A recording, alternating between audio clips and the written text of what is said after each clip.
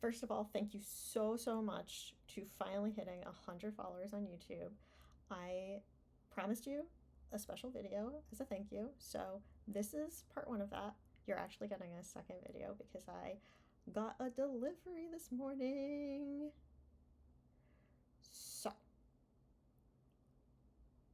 today's video is going to be about EA, something I could talk about for fucking hours.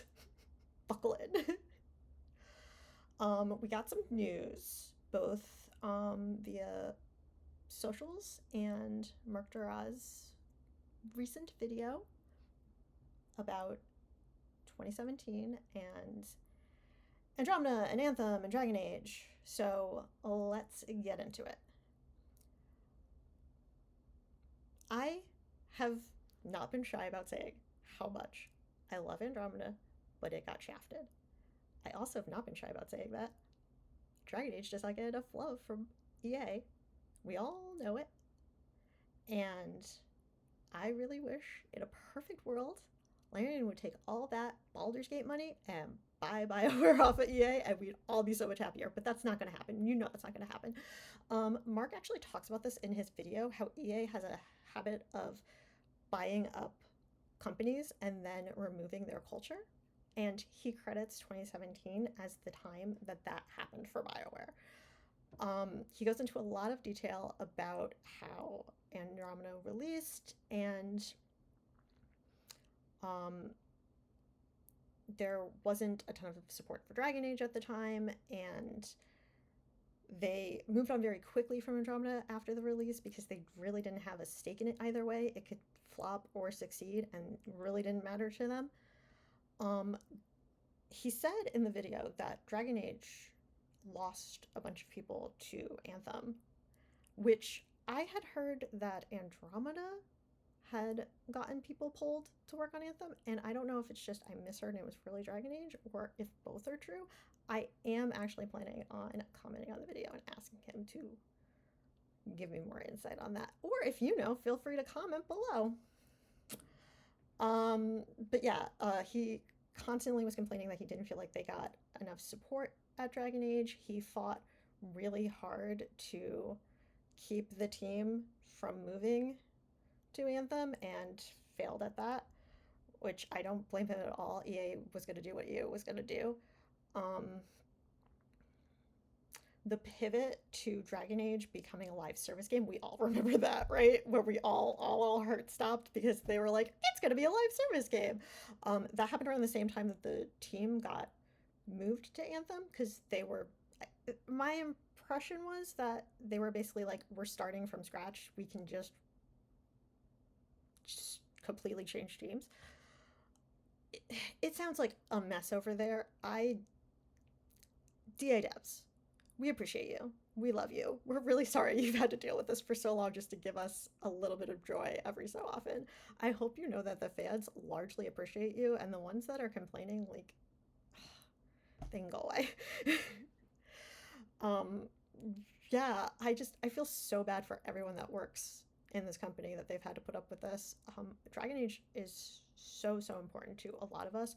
I feel like a lot of us, it got us through the pandemic. I know for me, one of the most like impactful playthroughs that I had of Inquisition was during the pandemic. I did a male elf mage who romanced Dorian, and was the first time that I really crafted like a really good backstory for them and like whole personality. Like, I know that I tend to make characters for these games and not just play them the same time every time, but this was one of the really like best runs I've had of a game.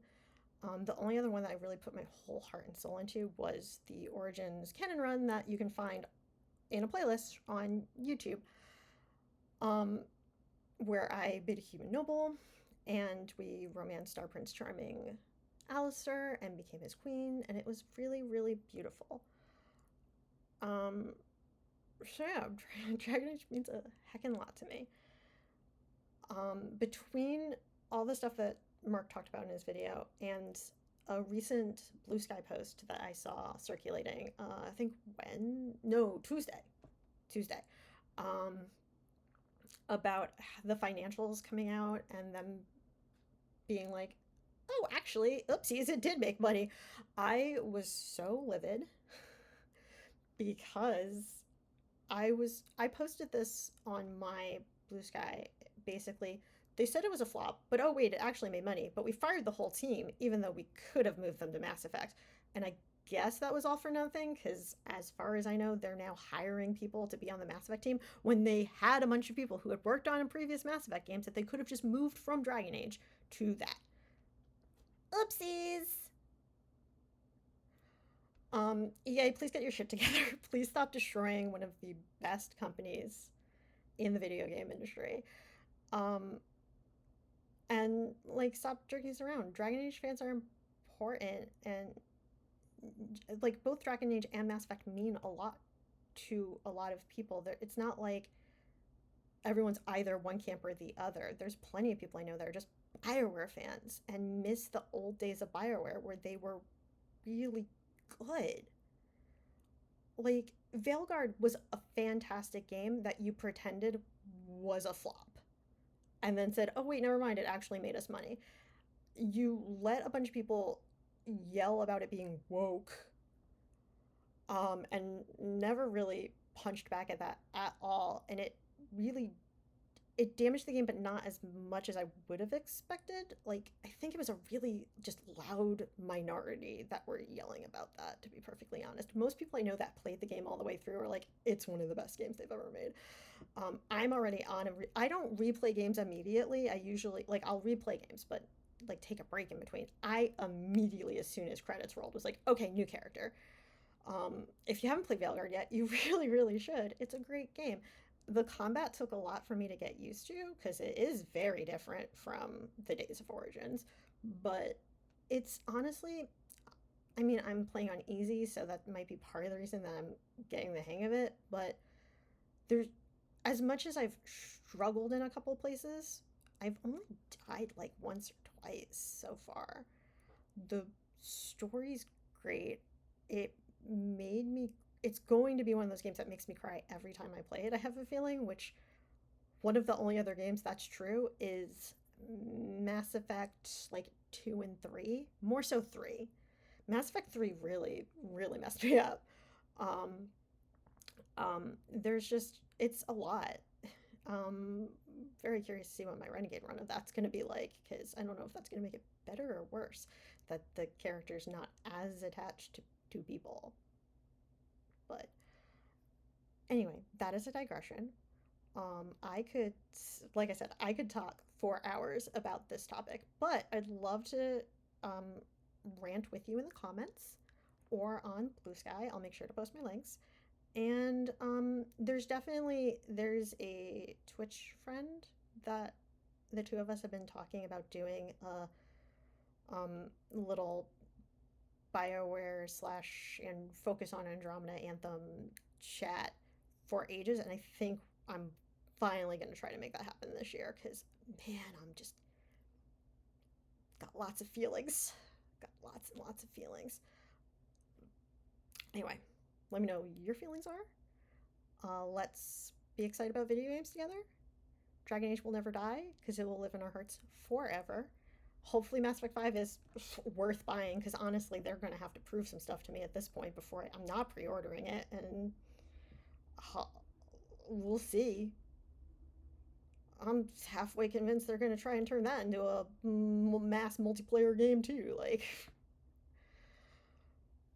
we know nothing. We've gotten a teaser. That's it. The fact that it's in the future enough that it can incorporate stuff from Andromeda is cool, but only if they actually do that. So, yeah. Thank you for listening to me rant a bunch. Thank you for 100 follows. You're also getting an unboxing video later in the week because I'm real excited to do YouTube content for y'all 100 people. Let's keep those numbers rolling. Follow me here. Follow me on Twitch. All the social links will be in the description. I love you all dearly, and let's go buy a Let's go. Peace.